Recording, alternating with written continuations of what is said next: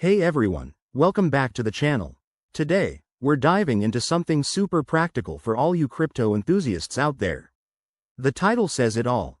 How to transfer ETH from FTX to MetaMask in 2025. Whether you're new to crypto or just need a quick refresher, this guide will walk you through the process step by step.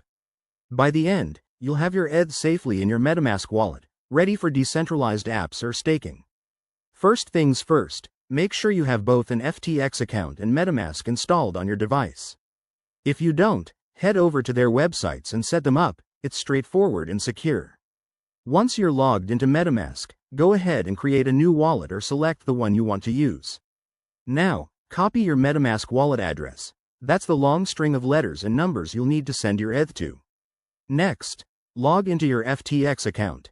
Navigate to the Wallets or Balances section to find your ETH holdings. Look for the Withdraw button next to your ETH balance. When you click it, you'll be prompted to enter the withdrawal details.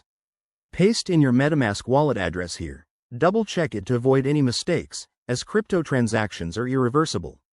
In 2025, FTX might have some updated security features, like enhanced two-factor authentication or network selection. So, select the Ethereum network for your withdrawal. That's crucial to ensure your ETH ends up in the right place. Enter the amount of ETH you want to transfer and review the fees. Network fees can vary, so keep an eye on that to avoid surprises. Once everything looks good, hit Confirm and approve the transaction. You'll get a confirmation email or notification from FTX. Now, switch back to MetaMask and wait for the transaction to process. It usually takes a few minutes, but could be longer depending on network congestion. And there you have it. Your ETH should now be in your MetaMask wallet.